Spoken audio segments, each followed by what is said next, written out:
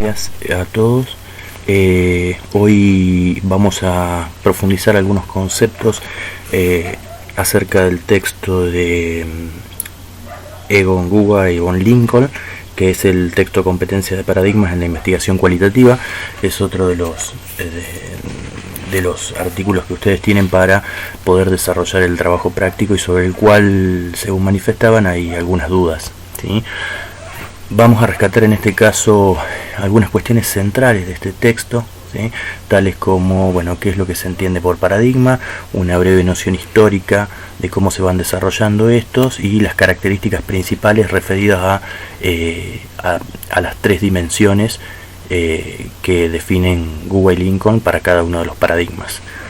En primer lugar, se hace en este texto un análisis de los cuatro paradigmas, que son el positivismo, pospositivismo, la teoría crítica y el constructivismo, y están referidos en este caso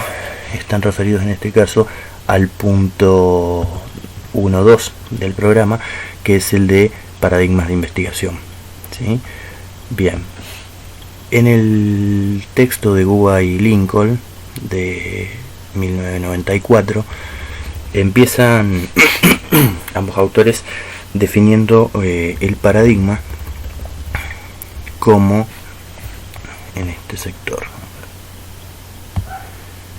en todo este sector, empiezan definiendo el paradigma como un sistema básico de creencias o una cosmovisión que guía al investigador en la elección del método, ¿sí? Un sistema básico de creencias, es decir, los paradigmas están en la base de las creencias del investigador y son aquellas que lo van a guiar. En este momento dicen la elección del método, pero vamos a ver que lo guían en realidad durante toda la investigación. Vamos a ver que es una forma de ver el mundo que tiene el investigador y que, bueno, algunos autores coinciden en que es previa y no se puede escapar de esa manera de ver el mundo, y otros investigadores sostienen que se puede elegir el paradigma desde el cual el investigador va a dar inicio a sus estudios. Habíamos rescatado en el texto de María Teresa Sirven, ¿sí? el del video anterior, que la perspectiva que dominaba la ciencia hasta los años 70 estaba relacionada con la mirada de Popper, ¿sí? Popper y sus seguidores, y eso es lo que en este texto de Guba y Lincoln van a definir como la perspectiva aceptada, ¿sí? Es decir, esta perspectiva aceptada en la ciencia estaba caracterizada básicamente por la cuantificación, es decir, hasta los años 70 aproximadamente, la ciencia era aquello que podía cuantificar, es decir, hablar en términos de cantidades de las cosas, ¿sí? Vamos a ver que a partir de los 70 empiezan a surgir criterios alternativos, paradigmas alternativos, ¿sí? Que intentan ser validados como parte de la ciencia sin la necesidad de establecer la cuantificación como un criterio excluyente, ¿sí? Es decir, sin necesidad de hablar en términos de cantidades. ¿A qué nos referimos? Acá vamos a flexibilizar un poco. ¿A qué nos referimos cuando hablamos de cuantificación? Bueno, la ciencia no va a ser solamente a partir de los años 70, la ciencia va a dejar de ser solamente aquello que establezca, por ejemplo, proporciones o porcentajes de casos o cantidades, ¿sí? Valores numéricos en cierta manera, ¿sí? Sino que se van a empezar a tener en cuenta otro tipo de características y que también van a conformar información que es válida para obtener el conocimiento científico. En este sentido, en el punto de las críticas internas, ¿sí? Intraparadigma, estas críticas van dirigidas a esta perspectiva aceptada, ¿sí? Y una de las críticas al interior del mismo paradigma era que justamente la perspectiva aceptada, el positivismo, despoja a la investigación de contexto, ¿sí? Es decir, se hace una investigación donde se toman en cuenta determinadas variables que están presentes en el contexto de la investigación, ¿sí? Pero que puede que no estén presentes en otros contextos diferentes a los cuales se generalizaba los resultados de esa investigación, ¿sí? A los cuales se generaliza los resultados y conclusiones de esa investigación. Es decir, uno puede realizar una investigación desde la perspectiva del paradigma positivista en un contexto determinado, pero no es válido a veces generalizar esos resultados a otros contextos en donde juegan, ¿sí?, otras variables diferentes a las del contexto original, ¿sí? Entonces esa es una de las críticas que se le hacía al paradigma positivista. Despoja del contexto, no tiene en cuenta el contexto, por lo tanto pretendía en cierta manera que sus conclusiones fueran válidas para cualquier tipo de contexto, lo cual, bueno, con el tiempo se va viendo que no es así, no es posible. Por otra parte, hay otra característica, otra crítica muy importante, que es la exclusión de significado y propósito, y en este caso se refiere a la conducta humana, ¿sí? El positivismo en sus investigaciones, mejor dicho, las investigaciones hechas desde un paradigma positivista no toman en cuenta el significado y cuáles son los propósitos, los objetivos, ¿sí?, que tienen las conductas humanas. Es decir, pongamos por caso, actualmente estamos con una situación de cuarentena en la cual, entre otros temas, ¿sí?, surge la cuestión de la imposibilidad de movilizarse por la ciudad, ¿sí?, bajo pena de detención, por ejemplo. Entonces, desde un punto de vista positivista, lo que nosotros podríamos llegar a decir es que el 94% de la población cumple con la restricción de no circulación, mientras que el 6% restante incumple con dicha restricción, ¿sí? Entonces, pero ¿qué es lo que ocurre? En ese 6% nosotros no sabemos qué es lo que ocurre, no sabemos por qué lo incumplen. No todos tienen necesariamente los mismos motivos, ¿sí? Entonces, esa es la crítica que se hace desde otros paradigmas hacia el paradigma positivista. Nos da un dato, nos da un valor, pero no sabemos qué es lo que hay dentro de ese valor, cuáles son los propósitos, los motivos, ¿sí?, y los significados que tiene una conducta tal como, no sé, violar la cuarentena, por ejemplo. Bien, por otra parte, otra de las críticas que se hacen al paradigma positivista es la disyunción entre teorías generales y contextos locales. El positivismo trataba siempre de generar teorías que expliquen los comportamientos, ¿sí?, pero muchas veces vemos que estos comportamientos no son aplicables, o estas teorías que se generan a partir de las investigaciones no son exactamente aplicables a cualquier contexto local, ¿sí? Por ejemplo, nosotros podríamos hablar de, bueno, cuál es el comportamiento de las personas al momento de realizar votaciones, por ejemplo, ¿sí? O mismo podríamos hablar, para seguir manteniéndonos en esta misma temática, de las conductas de las personas con respecto al lavado de manos, ¿sí? Pero no es lo mismo, ¿sí?, no es lo mismo en un contexto social o socioeconómico, por ejemplo, de clase medias altas, ¿sí?, que el comportamiento que pueden llegar a tener aquellos sectores más vulnerables, por ejemplo, o aquellas regiones geográficas donde la escasez de agua es uno de los principales inconvenientes que tienen, ¿sí? Entonces, una cosa es lo que dice la teoría, pero esa teoría muchas veces no es aplicable a los contextos locales específicos. Otra de las críticas que se hace a la perspectiva positivista o al paradigma positivista es la inaplicabilidad de los datos generales a casos individuales. Lo que decíamos recién, el 96% de las personas respeta la cuarentena, y al revés, el 94% respeta la cuarentena, el 6% no la respeta, ¿sí? Pero específicamente, fulano de tal, Pedro Pérez, ¿respeta la cuarentena o no la respeta la cuarentena?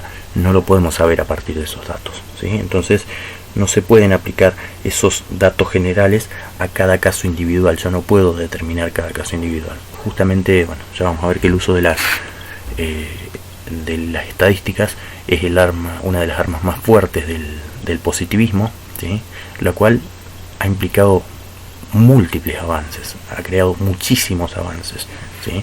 Pero bueno, en este caso la crítica es que está bien, estadísticamente el 96% no puede cumplirla, ¿sí? Pero yo no puedo especificar si un ciudadano específicamente, si una persona específicamente la cumple o no la cumple, sino que yo puedo hablar de el grupo. Se pierde la individualidad, digamos, en estos casos.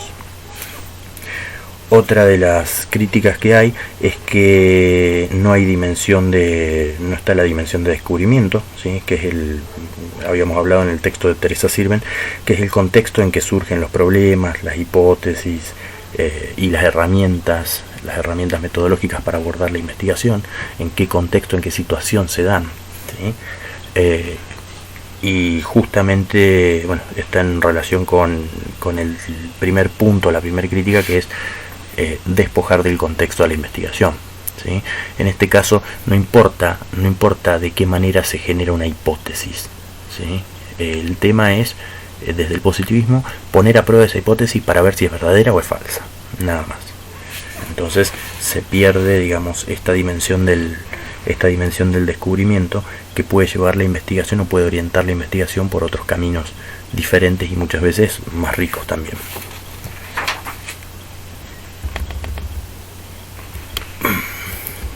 Yo fui hablando y me olvidé de ir bajando para ver los puntos. Bien, en relación a las críticas externas, ¿sí? Extra paradigma desde otros paradigmas, se sostiene que, entre otras cosas, existe una carga de valor de los hechos, ¿sí? Los hechos son... ¿Qué significa esto? Que los hechos son tales, pero al interior de una estructura teórica, ¿sí? Es decir, lo que para el positivismo es la salud, ¿sí? Está al interior de la teoría de salud que maneja el positivismo, o la comunicación, pongamos por caso la comunicación, ¿sí? Más allegado a la disciplina en la que se encuentran.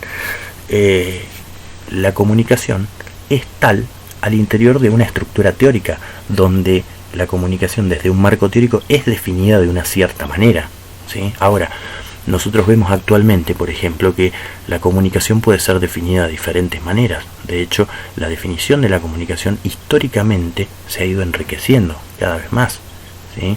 Profundizando en cada uno de los puntos. Pensemos que en los inicios solamente contábamos con emisor, mensaje, receptor, ¿sí? Ahora hay múltiples teorías que van desglosando el emisor, las características del emisor, el mensaje, los canales, hasta llegar al receptor, ¿sí?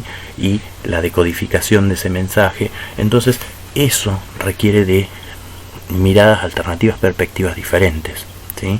Desde el positivismo, la comunicación era definida de una manera determinada, y eso era la comunicación. Todo lo que estaba por fuera de eso no existía como tal. Por otra parte, otra de las críticas extra paradigma es la indeterminación de la teoría, y esto tiene que ver con que, por ejemplo, muchas teorías diferentes pueden abordar el mismo conjunto de hechos, ¿sí? Es decir, cada una de las teorías puede explicar, describir, definir un conjunto de hechos, ¿sí? Sin por ello que prevalezca una teoría sobre la otra, ¿sí? Tendrán ustedes un montón de casos dentro de la disciplina donde el mismo hecho es explicado desde diferentes perspectivas, desde diferentes teorías, ¿sí? Con igual validez, donde uno no puede decir la teoría A es la que tiene razón y la teoría B no tiene razón por tal motivo, ¿sí? Sino que ambos enfoques, ambos abordajes son igualmente válidos, y lo que queda uno como investigador es posicionarse en una u otra teoría. Entonces esta indeterminación de la teoría es una crítica que se le hacía a la perspectiva aceptada, ¿sí? Hay un ejemplo allí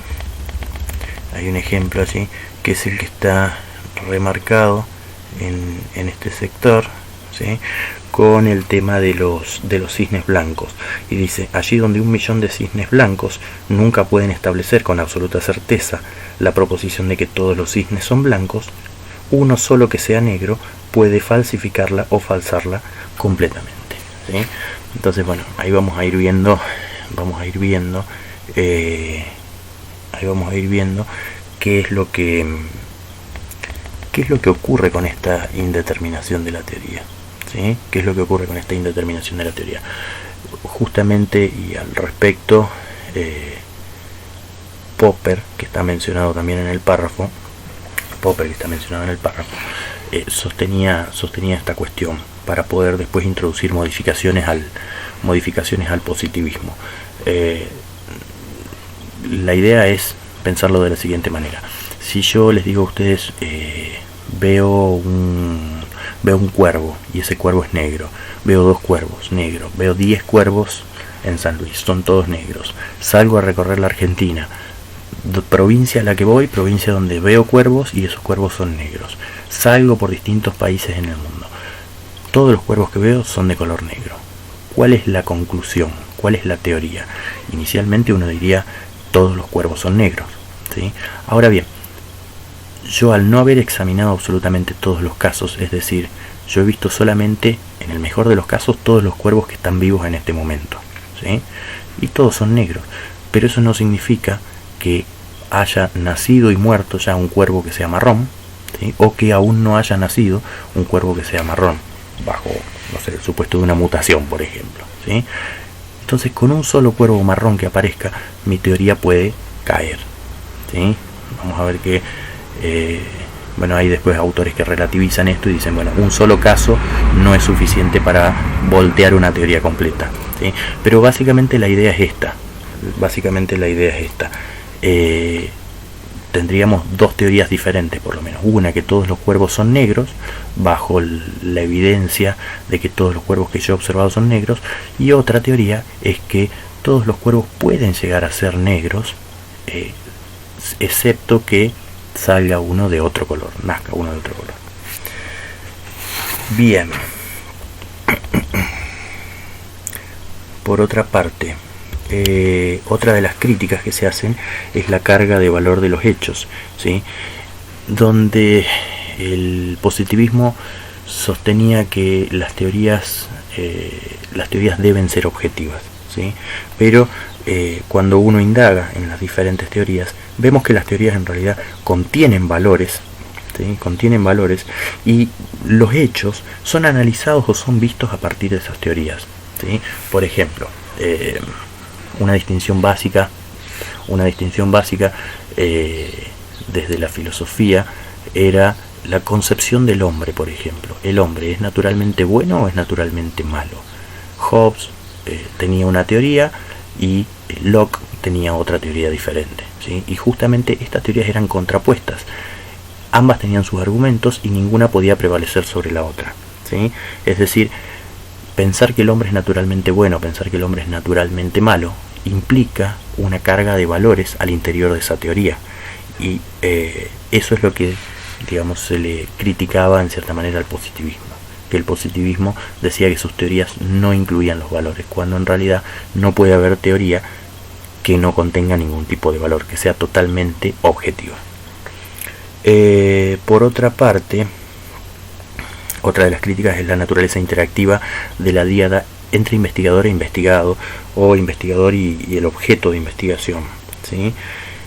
Van a sostener desde el positivismo una distancia total, completa, entre el investigador y el objeto investigado, para que no se perturbe la investigación, y después, desde otros paradigmas alternativos, se va a empezar a decir: bueno, en realidad, en primer lugar, no se puede sostener la total independencia del investigador con respecto a los objetos investigados, ¿sí?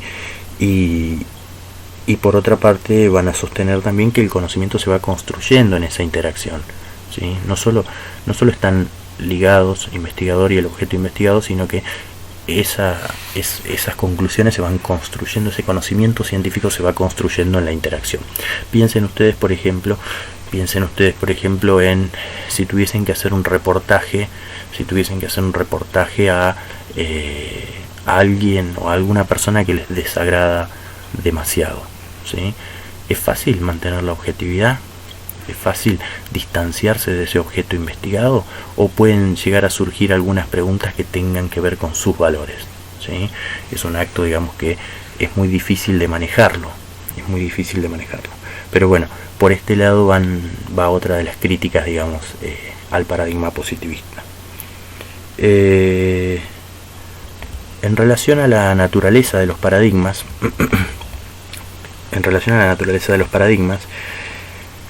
básicamente acá la idea es que un paradigma define qué es o cuál es la naturaleza del mundo, cuál es el lugar del individuo en el mundo, ¿sí? Y cuál es la relación del individuo con ese mundo. Y por mundo entendemos tanto las cosas materiales como las intangibles, ¿sí? Es decir, podemos hablar de no sé, aspectos de la comunicación, por ejemplo, cómo es la relación de las personas en su interacción con otras, ¿sí? O cómo es la relación de las personas con el sentimiento de libertad, por ejemplo, ¿sí? Cómo es el sentimiento de libertad que tienen las personas en diferentes países o en diferentes situaciones, en diferentes contextos. Entonces, el paradigma básicamente define la naturaleza del mundo, el lugar del individuo en ella y la relación del individuo con ese mundo. Y esto es lo que va a dar lugar a estas tres cuestiones que nosotros abordamos en este texto y que resaltábamos que son de suma importancia, digamos. Este es el análisis que ustedes tienen que hacer. Hay tres cuestiones. La primera es la cuestión ontológica, la segunda es la cuestión epistemológica y la tercera, la cuestión metodológica. La ontología, la primera cuestión, tiene que ver con la pregunta de cuál es la forma y naturaleza de la realidad y, en consecuencia, qué es lo que podemos llegar a conocer acerca de ella, ¿sí? Si les plantea un ejemplo y dice, si se asume un mundo real, lo que puede conocerse acerca de él es cómo son realmente las cosas y cómo trabajan realmente las cosas. Entonces, solamente resulta admisible este tipo de cuestiones relacionadas a problemas de existencia real y a la acción real, ¿sí? Otras preguntas que tienen que ver con la moral o estética caen por fuera del reino de la indagación científica legítima, es decir, no son parte de la ciencia, básicamente. Fíjense que esta cuestión ontológica de cómo se define al mundo, ¿sí?, no es solamente a nivel personal para el investigador, sino que va a definir qué es ciencia y qué no es ciencia, ¿sí? La cuestión epistemológica se relaciona con la pregunta de cuál es la naturaleza de la relación entre el que conoce o el que debería conocer y lo que puede ser conocido, ¿sí? Y en tercer lugar, la cuestión metodológica es cómo puede un investigador, quien debe conocer, encontrar aquello que cree que debe ser conocido, ¿sí? De qué manera, cuál es el modo. A eso apunta lo metodológico. Piensen en que esta cuestión metodológica tiene que ver con el método, y el método es la forma o el procedimiento para abordar un objeto de investigación. Entonces, ¿cómo puedo yo llegar a conocer lo que quiero conocer? Eso tiene que ver con la cuestión metodológica.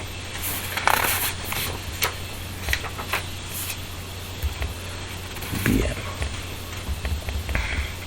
Los paradigmas como construcciones humanas.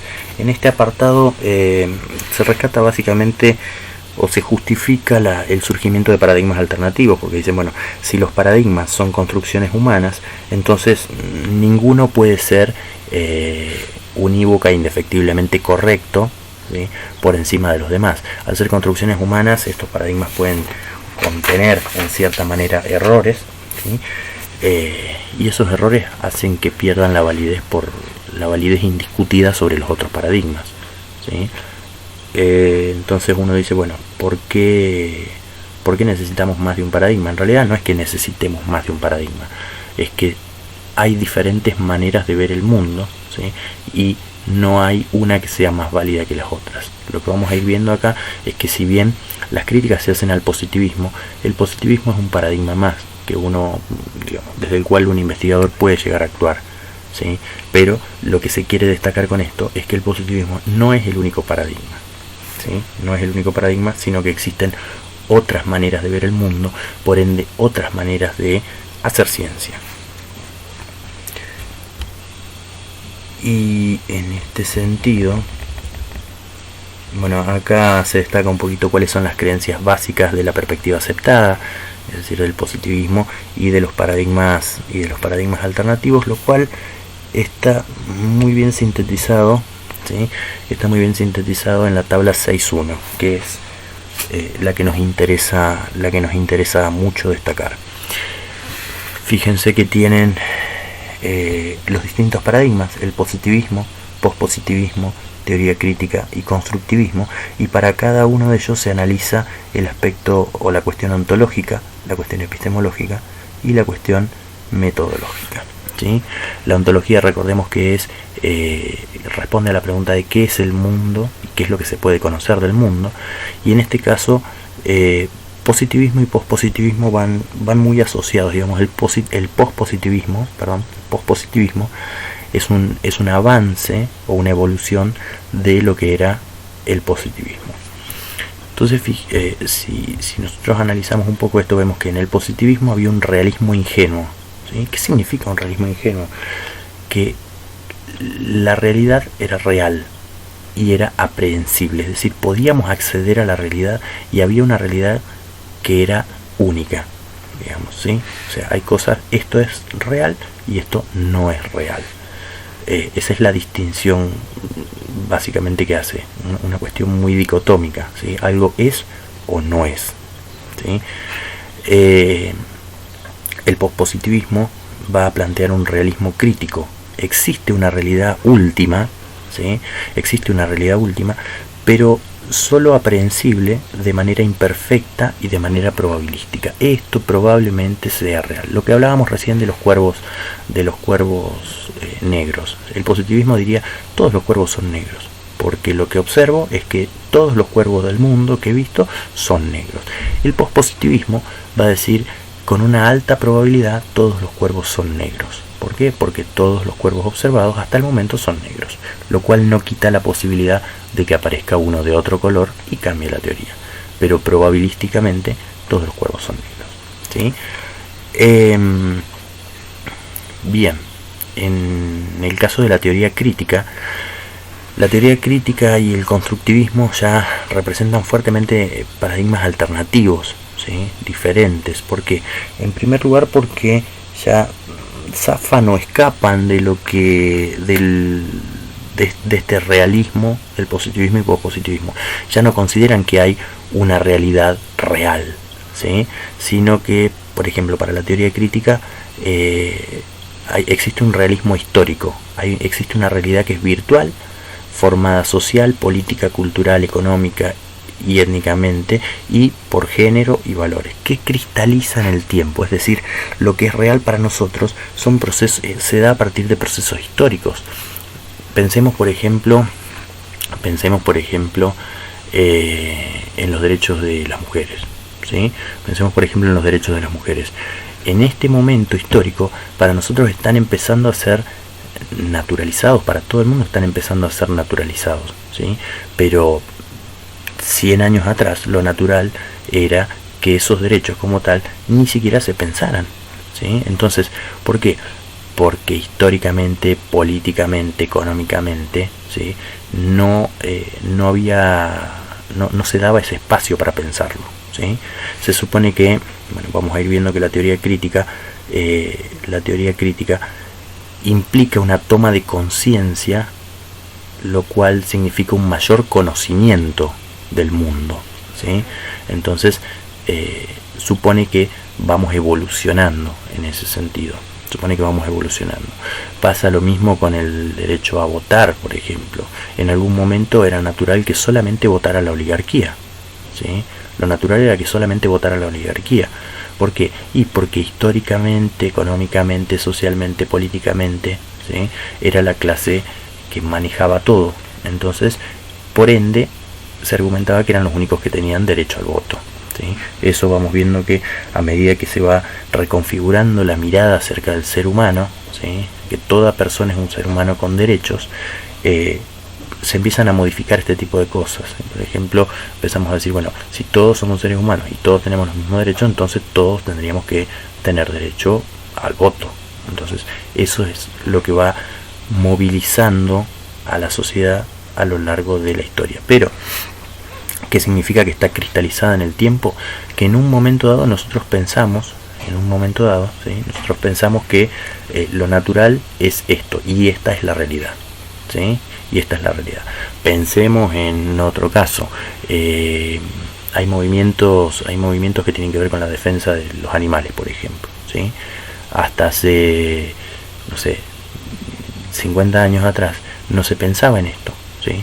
Ahora es algo que está muy en discusión, ¿sí? Y que si uno lo piensa a futuro podríamos llegar a establecer, por ejemplo, para más adelante, un cúmulo de derechos para los animales que actualmente no lo poseen, ¿sí? Y entonces, hace 50 años no pensábamos que los animales tuvieran derecho y eso era natural, y dentro de 50 años vamos a pensar que los animales tienen tal quantum, digamos, de derechos, y también lo vamos a naturalizar, ¿sí? Es una realidad que se va transformando, pero se va transformando históricamente. El constructivismo, por su parte, está basado en tiene una ontología relativista, ¿sí? Es decir, la mirada del mundo es relativista. ¿Por qué? Porque se sostiene que las realidades son construidas de forma local y de manera específica, ¿sí? Si las realidades son construidas de manera local y de forma específica, una cuestión que se desprende de acá es que no va a haber, obviamente, una sola realidad. No va a haber una realidad real como el positivismo y el pospositivismo, sino que las realidades van a ser múltiples, ¿sí? Y en el caso de, me vuelvo un poquito hacia atrás, la teoría crítica, si hay un realismo histórico, no hay una realidad real, sino que son distintas realidades en función de la época y el contexto. Bien, en relación a la cuestión epistemológica, ¿sí?, el positivismo y pospositivismo tienen una epistemología dualista, ¿sí? Hay una epistemología dualista. El positivismo particularmente sostiene que la relación entre sujeto-objeto es dualista, son cuestiones separadas. Objetivista, es decir, que hay una total distancia, el investigador se puede distanciar totalmente de ese objeto, y los resultados, cuando son confirmados, son verdaderos, ¿sí? Es decir, desde un paradigma positivista se habla de verdades, de descubrimiento de esa realidad real, ¿sí? En el pospositivismo, en cambio, si bien existe un dualismo, ¿sí?, este dualismo es modificado, ¿sí? Es modificado. Puede existir en la relación entre el investigador y el objeto que está investigando algún tipo de interacción, ¿sí? Y lo que sostiene el pospositivismo es que esa interacción hay que controlarla para que no influya sobre los resultados de una investigación. Es objetivista, pero más crítico en relación a esto que decíamos también. Es decir, sostiene que los investigadores deben ser lo más objetivos posibles, pero se reconoce que la total objetividad no es posible tampoco. Y los resultados, por ende, de una investigación son probablemente verdaderos, ¿sí?, basados en cuestiones estadísticas en este caso. La teoría crítica sostiene que la relación, tanto la teoría crítica como el constructivismo sostienen que la relación entre el investigador y el objeto investigado es de tipo transaccional y subjetivista, ¿sí? Y donde la realidad va a ser creada en el caso de la teoría crítica, o los resultados de una investigación en el caso de la teoría crítica van a estar mediados por los valores. ¿Valores de qué? Valores de la época histórica, del contexto, de valores sociales, valores culturales, ¿sí? Mientras que en el caso del constructivismo también el conocimiento es construido en la interacción entre el sujeto o el investigador y el investigado, ¿sí? Pero bueno, acá los resultados son creados particularmente en cada una de estas interacciones. En relación a la cuestión metodológica, el positivismo y el pospositivismo sostienen una metodología experimental, ¿sí? En el caso del positivismo se da la verificación de hipótesis, es decir, lo que se trata de hacer es verificar que una hipótesis es verdadera, ¿sí? Y hay métodos, el uso de métodos cuantitativos. Mientras que en el caso del pospositivismo, ¿sí? También hay experimentos, hay manipulación, ¿sí? Hay experimentos y hay manipulación, pero en este caso lo que se trata de hacer es falsar hipótesis, no verificar. Verificar las hipótesis nos lleva a decir esta hipótesis es verdadera. Falsar las hipótesis, ¿sí? Que es la mirada de Popper, nos lleva a pensar que una hipótesis que no hemos podido rechazar es transitoriamente válida, ¿sí? La podemos usar transitoriamente como un conocimiento válido, pero eso no significa que más adelante esa hipótesis podamos llegar a rechazarla. Y en el caso de las teorías críticas y el constructivismo, ¿sí? La metodología es dialógica, dialéctica.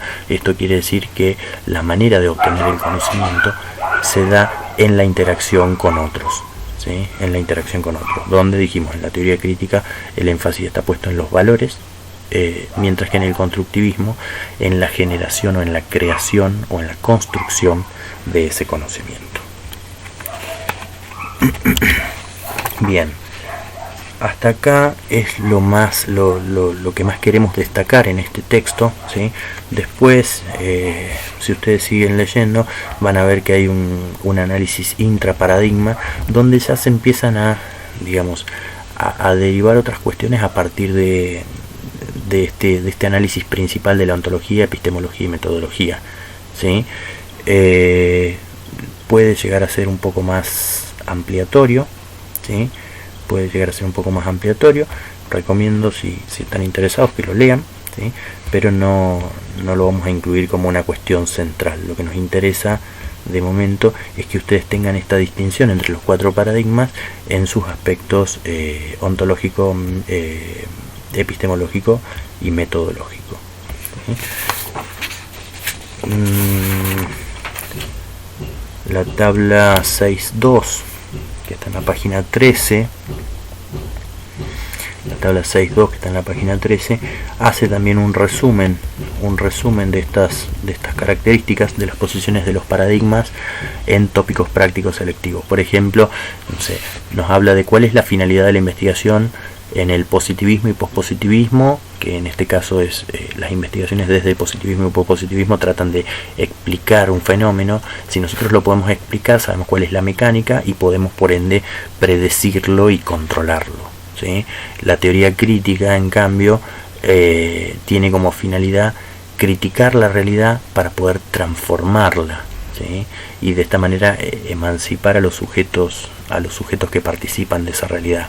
Y el constructivismo tiene como finalidad de su investigación la comprensión de una realidad y por ende la reconstrucción de esa misma realidad construida a partir de las interacciones. Hablamos también de la naturaleza del conocimiento, de cómo se acumula el conocimiento. Por ejemplo, en relación a la acumulación del conocimiento para el positivismo y pospositivismo se da, las nuevas investigaciones son elementos que se van sumando a lo que se denomina el edificio del conocimiento, se da por acumulación. La teoría crítica, por ejemplo, en cambio, no acumula conocimiento, ¿sí? Sino que lo va modificando, lo va evolucionando ese conocimiento. Mientras que el constructivismo realiza, genera o construye ese conocimiento y lo va constantemente reconstruyendo, ¿sí? Lo va constantemente reconstruyendo a través de las distintas interacciones sociales para poder tener mayor conocimiento de la realidad, ¿sí? Pero sin por eso negar que las realidades sean múltiples. Hay criterios de bondad o calidad que tienen que ver, por ejemplo, en el positivismo y pospositivismo con la rigurosidad del método, conceptos tales como la validez, la confiabilidad, la objetividad, ¿sí? Eso hace a la calidad de una investigación. Mientras que en el caso de las teorías críticas, por ejemplo, la calidad de la investigación está dado por la situacionalidad histórica, ¿sí? Es decir, poder ubicarse bien en un contexto histórico, social, cultural, y de esa manera hacer erosión de la ignorancia. Dice, lo que está diciendo es superar conocimientos ignorantes que teníamos en épocas o en contextos diferentes, ¿sí? Y que a partir de ello generar estímulos para la acción, es decir, para poder cambiar la realidad. En este caso, si pensamos en los derechos de las mujeres, por ejemplo, se empieza a cuestionar en un principio, ¿sí? se empieza a cuestionar hace mucho tiempo, en realidad viene esto, pero se empieza a cuestionar cada vez más fuertemente, y eso lleva a la acción, ¿sí? Eso lleva a la acción, y la acción consiste justamente en tratar de modificar la realidad a partir de los protocolos de violencia de género, a partir de la modificación de las leyes, a partir del surgimiento de figuras como el femicidio, por ejemplo, en el Código Penal, ¿sí? Eso es lo que intenta, en cierta manera, modificar la realidad, es decir, conocer que estábamos ignorantes en un aspecto determinado y a partir de ello hacer una modificación, un cambio en la realidad. Bien, y después tenemos cuestiones como los valores, la ética, la voz del científico, entrenamiento, digamos que son aspectos que suman, pero que no los vamos a pedir informados en este caso, en el trabajo práctico que les ha pedido. Bien, hasta ahí creo que es todo. Cualquier duda, ya saben, estamos en contacto por los canales virtuales, y vamos a ir entregando más adelante un poco más de material acerca de las otras unidades. Buenas tardes a todos.